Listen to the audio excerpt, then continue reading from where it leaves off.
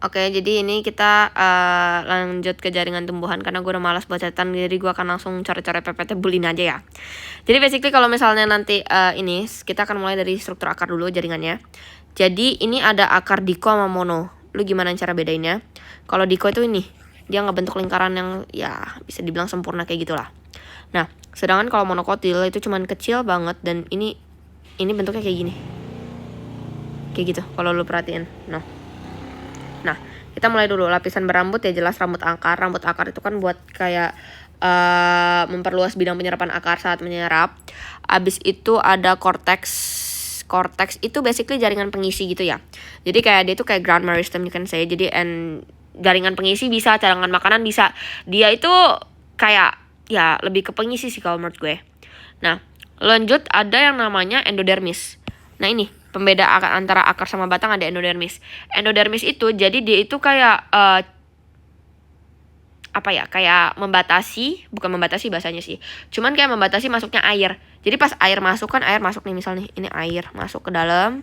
Nah, dia harus lewatin endodermis dulu dengan jalur tertentu. Jalurnya khas banget, namanya cuman simplas. Jadi air bisa masuk ke dalam, ke silem nanti, itu hanya melewati simplas namanya. Basically kayak dia barrier lah buat air masuk. Nah, abis ada endodermis, ada satu pelapis lagi nih namanya perisikal. Perisikal itu nanti ngebentuk calon rambut akar. Abis itu kita lanjut ke ininya aja, berkas pembulunya. Kalau misalnya dia gede, putih terang, itu udah pasti silem. Sedangkan yang kecil-kecil ini, sebelah-sebelahnya yang ini, hitam-hitam itu adalah phloem. Begitu juga ini. Berarti yang putih-putih ini, itu silem. Sedangkan yang hitam sini itu phloem. Nah, silem buat apa? Untuk ngangkut unsur hara sama air. Sedangkan kalau phloem untuk ngangkut hasil fotosintesis. Sebegitu aja sih. Penampang daun, balik lagi. Paling atas ada epidermis atas, yang bawah epidermis bawah. Kalau misalnya yang kuning-kuning ini kutikula atau zat lilin. Zat lilin itu supaya biasanya kalau yang punya itu yang tanaman dan lingkungan yang sangat panas supaya ngurangin penguapan. Nah, kenapa gue bisa tahu aslinya ini dikotil? Karena monokotil nggak bakal punya palisade. Cuman kita nggak pernah jelasin. Tapi ya udah aja, itu FYI aja. Jadi palisade itu buat fotosintesis, sama juga ini ada bunga spons. Kok di sini nggak ada ya? Ya, tapi basically yang ini yang hijau Tosca ini jaringan spons atau bunga karang. Abis itu ini ada seludang pembuluh. Dan ini ada silem, ini ada phloem. Aslinya lu nggak usah hafalin silem sama phloem sih. Kalau misalnya lu tahu kayak nanti ada penampang batang gitu ya. Nah, kan gini nih, misal nih ini dikotil. Yang sini kan pasti silem kan. Ini phloem. Terus lu kayak tarik ke atas ini daun. Maaf ya gambarnya jelek. Jadi kalau misalnya ditarik, kan berarti kan yang silem tadi itu otomatis di atas. Sedangkan phloem tadi otomatis di bawah. Jadi kenapa posisi kalau daun itu silem yang di atas, phloem yang di bawah. Begitu guys. Jadi kalian bisa tarik dari penampang batangnya sendiri. Ditarik, ini silem, ini phloem berarti kan. Silem, phloem. Kalau misalnya ini daun gitu ya. Makanya silem di atas, phloem di bawah. FYI aja sekali lagi. Terus stomata itu untuk biasa biar O2 sama gas CO2 keluar masuk. Sedangkan kalau sel penjaga itu dia yang ngatur buka tutupnya stomata. Fun fact, epidermis tuh nggak ada klorofil, tapi yang only sel yang ada klorofil itu di sel penjaganya doang. Oh ini ada parenchyma spons. Maaf ya guys, nggak terbaca. Daun gitu aja sih. Lanjut ke meristem apikal batang dan akar. Ingat apikal artinya ujung. Meristem itu aktif membelah. Jadi kalau misalnya dia ujung berarti untuk pertumbuhan primer, yaitu pertumbuhan tinggi. Kalau nanti meristem yang kayak lateral yang ke samping ya, atau yang kambium itu nanti untuk yang untuk kambium itu nanti akan fokus ke pertumbuhan sekunder, yaitu untuk pertumbuhan diameter batang. Makanya kambium dimiliki oleh tumbuhan dikotil kan. Oke, lanjut ke buset, kaget gue. Ini tunas apikal tuh. Ini primordial daun seharusnya. Primordial daun itu yang melindungi meristem apikal. Ini meristem apikal, jadi dia akan ketinggi. Nah, apa itu protoderma, prokambium sama meristem dasar? Jadi kan tadi kan gue udah sempat mention ada epidermis, terus ada kayak xilem phloem, sama ada kayak cortex kan.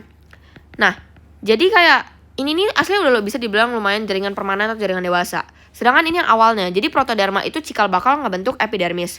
Prokambium itu cikal bakal ngebentuk xilem phloem atau jaringan pengangkut. Meristem dasar itu cikal bakal ngebentuk cortex.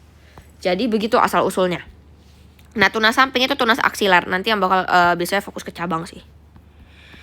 Terus kalau meristem apikal akar, di sini ada sama protoderma, prokambium sama meristem dasar. Itu sama. Protoderma itu berarti cikal bakal epidermis, prokambium itu cikal bakal xilem phloem atau jaringan pengangkut, meristem dasar itu berarti cikal bakal jaringan korteks. Kalau meristem apikal sendiri berarti untuk pertumbuhan tinggi atau pertumbuhan primer. Ada 4 daerah pembelahan. Ya, kenapa kaliptra nggak ada ya? Paling ujung sini yang kayak gini bentuknya, yang kayak agak beda dan agak sekat itu kaliptra atau tudung akar. Fungsinya buat apa? Kan lo tahu akar kan semakin lama kan kalau semakin panjang itu kan tumbuhnya ke bawah. Mendekati gravitasi kan. Ya intinya ya searah dengan gravitasi bumi. Dia kan semakin lama semakin ke bawah. Nah, kalau lo nembus tanah ke bawah itu nanti makin lama itu makin ngikis. Makanya harus ada yang lindungin biar nggak rusak juga. Nah, yang lindungin itulah namanya tudung akar atau kaliptra. Next, di sini ada daerah pembelahan karena di sini nanti kalau kalian ditunjuk gitu ya.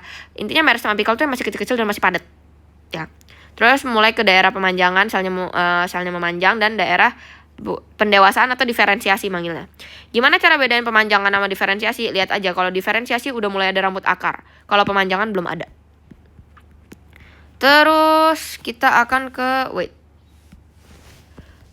batang dikotil sama monokotil. Ini juga lumayan penting sih. Ini dia, yang ini aja. Nih, kalau misalnya batang dikotil yang kiri itu bedanya adalah di ya susunan berkas pembuluhnya sih guys. Jadi kalau ada kambium itu yang kayak warna biru muda yang di antara xilem sama phloem. Itu kambiumnya. Dan sedangkan kalau yang kanan itu kan kalian bisa lihat tuh itu kan berkas pembuluhnya acak banget ya. Sedangkan kalau yang kiri dikotil sangat teratur di mana membentuk lingkaran kan. Nah, tapi balik lagi gimana cara bedain xilem dan phloem? Xilem itu yang gede putih. Dan dindingnya itu tebal kalau misalnya nanti di zoom in ya misalkan. Tapi kalau nggak ya cukup lah. Yang intinya putih itu berarti xilem. Sedangkan kalau yang kecil-kecil compact gitu kayak nggak jelas itu berarti phloem. Abis apa lagi ya? Sama gue mau jelasin kayak kan kalian tahu kalau misalnya di batang dikotil ada kambium kan. Kayak let's say ini kambium. Ini xilem, ini phloem. Nah, kalau misalnya dia di dalam sini berarti ini namanya kambium intravaskular. Sedangkan kalau misalnya yang di sini, yang di luar, let's say kan ini ada lagi. Yang di sininya, ini kambium intervaskular. Oke, terus lanjut. Pencernaan tadi gue udah bahas. Epitel lah. Kayaknya kelas 10 nggak akan gue bahas sih guys, karena kelas 10 tuh sangat hafalan banget ya. Paling yang gue bahas sekarang di sini ada gen, spesies, sama ekosistem. Gimana cara bedainnya? Paling gampang gini. Kalau misalnya dia kayak ngomong kayak masih sama-sama gimana ya ngomongnya ya?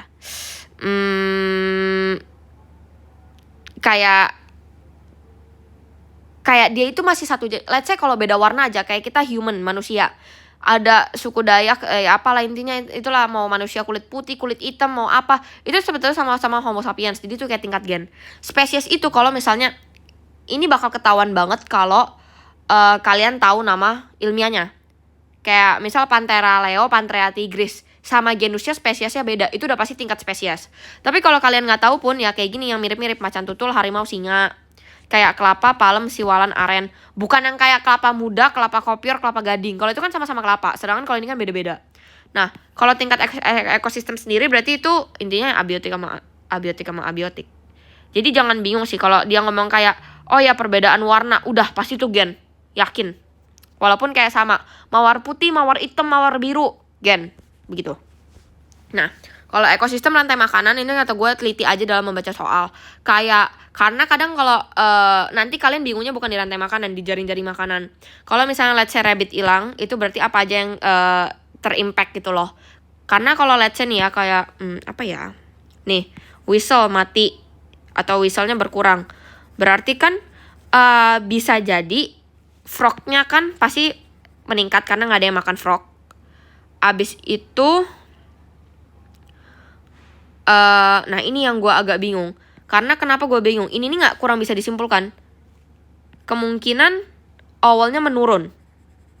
Karena kan awalnya hawk itu makanannya ada dua. Ada whistle, ada dari whistle sama dari owl. Whistle-nya mati, berarti dia kebanyakan owl doang kan. Berarti owlnya menurun. Kalau owlnya menurun, bisa jadi owlnya menurun atau tikusnya juga menurun. Karena ternyata hawk itu ada 3 makanannya. Whistle, owl, sama mouse. Jadi kalau di sini kalian lebih perhatiin. Karena biasanya kalau misalnya tanya sesuatu yang punahnya itu banyak banget hubungannya. Kok owl gak ada hubungannya sama hawk coy. Sorry. Kalau whistle-nya mati, bentar ya. Kalau whistle-nya mati, berarti berarti mouse-nya menurun. Karena makanan hawk cuma dari whistle sama dari mouse. Kalau misalnya mouse-nya menurun, owl-nya berarti kan kagak ada makanan dari mouse. Kan owl kan biasanya makan mouse, tapi mouse-nya nurun, berarti owl-nya juga ikut menurun. Nah itu aja gue rancu. Makanya kalian harus, kalau ini baca diagramnya hati-hati kalau menurut gue. Kalau piramida ini jangan kebalik sama tingkatan trofik. Trofik 1 pasti produsen. Konsumen 1 itu trofik 2. Jadi kalau trofik 1 itu dimulai dari bawah. Dan ingat kalau perpindahan energinya selalu 10%. Makanya kenapa? Kok nggak ada ya kalau misalnya kayak rantai makanan yang sampai 7 biji, yang sampai let's say mungkin karnivora tingkat apa ya? Karnivora yang ke-7. Karena kan energinya 10% yang diterima cuma 10%. Kalau itu dia nggak terima energi sih kata gua. Karena kalau let's say kayak 1000 10% ini udah berapa? 100. Iya. Makanya kenapa pasti ada batasnya, rata-rata cuma sampai konsumen tingkat 3 atau tingkat 4 pun juga konsumen 3 doang. Konsumen 4 pun juga jarang. Intinya begitu. Terus jangan lupa detritivore itu biasanya ada si bakteri sama jamur. Itu jangan lupa. Untuk protista kalian baca-baca sendiri aja. Habis itu kita akan ke termasuk jaringan epitel juga gue nggak bisa bantu karena jaringan epitel tuh banyak apalan. Apalagi ya? Kayaknya udah gak sih? Nih. Tada. Intinya, kalau misalnya pipis lapis, itu biasanya rata-rata yang kayak sebagai proteksi. Kayak alveolus paru-paru. Abis itu, apalagi ya? Biasanya ya, kuncinya. Gue gak tahu ya. Cuman kalau biasanya gue pelajarin alveolus paru-paru itu pasti keluar. Nggak keluar sih, maksudnya kayak common. Kalau kubus lapis itu juga jarang. Yang paling sering lagi adalah kalau misalnya silindris berlapu semu yang ada silianya. Kalau ada silia itu berarti rata-rata di saluran pernapasan. Terus apa lagi ya? Ya intinya kalau ini gue nggak bisa bantu guys. Kalau epitel kalian harus beneran hafal mati. Oke, gue bisa bantu sistem imun. Sistem imun itu kenapa kayak cacar cuman sekali? Alasannya karena ngebentuk antibody. Padahal menurut gue agak aneh. Cuman kayaknya itu deh jawabannya. Kayaknya soalnya kemarin sempat keluar ya. Nah, terus kayak respon awal, maksudnya ini apa kekebalan primer. Jadi kayak dia itu kalau misalnya pas pertama kali kena paparan, dia tuh ngebentuk antibody sama itunya itu agak lama. Nih, dari jaraknya ini agak ada jauh. Baru dia ngebentuk. Nah, abis itu nanti ini gue nggak tahu apa kekebalan protektif, tapi biasanya kalau misalnya lu udah sekali ngebentuk itu agak lama. Makanya kenapa kayak lu cenderung kayak lebih mungkin demam atau apa, dan itu efeknya agak mungkin kayak lu kena nih suatu penyakit gitu ya, dan lu belum pernah kena itu sebelumnya. Makanya untuk ngebentuk antibody butuh waktu. Mungkin kayak let's say lu 3 hari lah gejalanya kayak lu demam, tapi nanti pas next nggak tahu mungkin like another 3 months lu kena lagi, mungkin lu cuman kayak nggak sesakit sebelumnya. Kenapa? Karena nanti ada sel memori ini. Jadi memori ini udah ngepicu antibody. Kayak let's say nih ya, kalau misalnya kayak yang pertama kali kan antibodinya lama banget. Nah terus pas yang kedua ada sel T memori. Gue dulu pernah nih kena penyakit ini. Woi tolong buatin gue antibody yang dulu dong. Tolong dikeluarin lagi biar lebih cepat. Karena mereka udah kenalin yang sebelumnya. Makanya ini grafiknya. Begitu. Makanya lihat nih ya, pas pertama kali kena antigen X dia cuma segini. Pas kedua kali dia langsung menaik. Tapi kalau antigen Y yang baru, dia malah balik lagi ke awal, yang primer. Begitu. Gitu aja sih. Abis itu apa lagi ya? Gue gak tahu ini keluar apa enggak kalau sel B limfosit. Tapi kalau kalian mau pelajarin aja kata gue. Peredaran darah udah gue bahas. Ya sudah sih. Begitu saja guys. Mungkin yang dari PPT segini dulu kali ya. Intinya kalau jaringan epitel gue gak bisa bantu sih guys. Karena itu beneran totally hafalan. Sama yang kelas 10 yang kayak Protista dan kawan-kawan gue pun juga gak hafal. Jadi kalian tolong hafalin sendiri ya. Semangat!